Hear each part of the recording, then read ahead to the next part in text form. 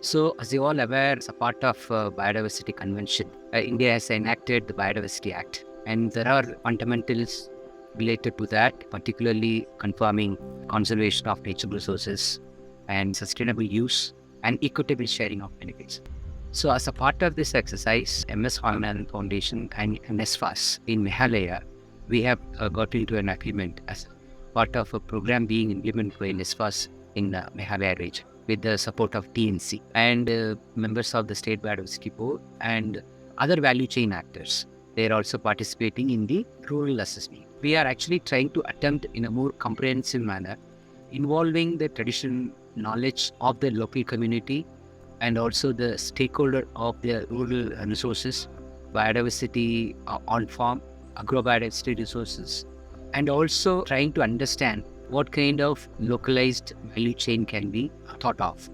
Participatory documentation process is being involved in this PBR making process. PBR process being done by the NSFAS is exceptionally very good, because the involvement of the NSFAS team and the synergy implementarity provided by the State Biodiversity Board, the Biodiversity Management Committee in many places. In my opinion, this process will be of really useful, and many stakeholders in the state, those who are working on similar lines, for example, many NGOs, many academic institutions, they can also adapt this methodology of participatory process in making of PBR as a potential resource tool.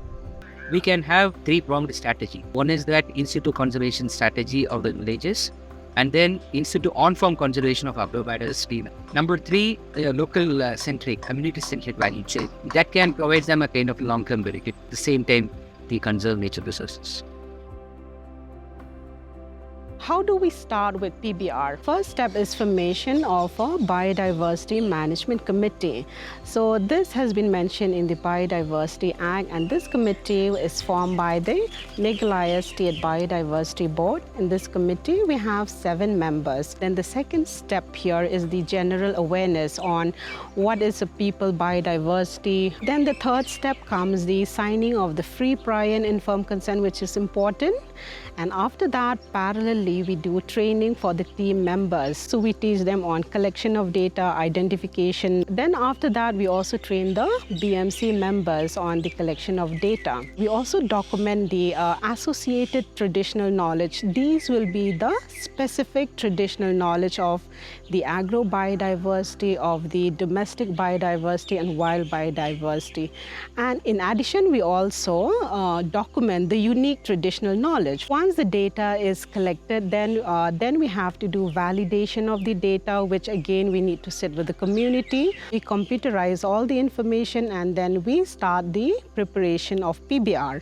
During the process also, we also have to do the village boundary. Then we also start with the PRA tools, which is the Participatory Rural Appraisal tool, where we use just three tools, that is Transact, Walk, and then we also do the social and resource mapping, and another one we do is the institutional mapping. Then now we are making our PBR a unique one, which is only for the state of Meghalaya. So now we are also adding other tools. For example, if you want to collect wild biodiversity, we do a vegetation sampling. Then the second one, what we did was on bird watching. And then the third one is we are also using the camera trap, so that we will know, we can document like what are the kind of animals that we have in the village. So these are the process where we are doing PBR in each and every village.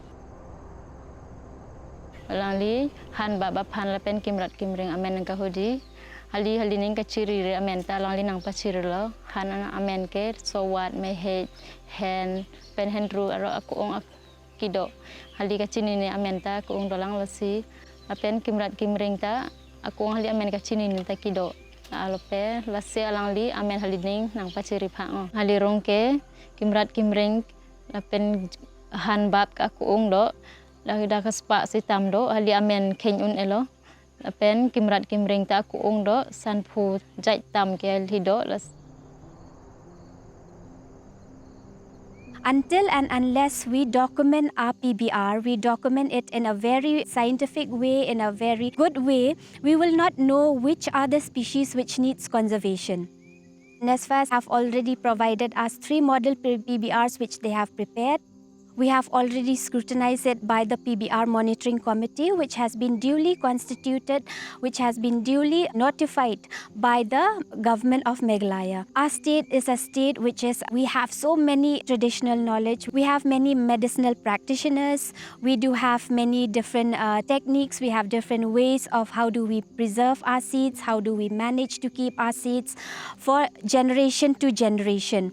So these are the traditional knowledge which needs to be upgraded, which needs to be documented in our PBR. We have to try to help the people, like to help the BMC on how do we upgrade the PBR. And NSFAS is one of the organization who is helping us in that. PBR making process is not a one-time process. It's a dynamic process. Because as we go by, every year, people tend to have influenced by many forces. Could be a market forces, policy forces, or their aspirational changes. These are all influencing the biodiversity. There is a need to pay more attention to nature-sensitive and nature-based solutions for our climate resilience. And from this point of view, the PBR, or the People's Biodiversity Register, is a very, very important initiative. It's an initiative where we are very grateful to the government and to international bodies like the TNC for supporting and accepting NSFAS to be a member. It records the stories, the traditions, the names of holders with regards to the biodiversity in our flora and fauna. And it's something that we are very proud of the young people who have undertaken this work. It is also important to recognize that this PBR, People's Biodiversity Register, does not belong to NSFAS, does not belong to the government, does not belong to the international organization, but belongs to people and communities. It is a record of their knowledge, of their flora and fauna and the biodiversity in it. It's important that we also recognize that without our knowledge, we will lose the specificity of us as communities who are closely related to our lands. I think it's important for us also to start looking at our past as we look to the future, because we can draw lessons like others have drawn towards a greater sense of realization of what are our possible solutions. The caring and sharing values comes particularly in a matrilineal community from the values of womanhood, of motherhood. And I think that's another aspect that we cannot ignore. In fact, that's an asset that we should build upon as a group and as people. Thank you.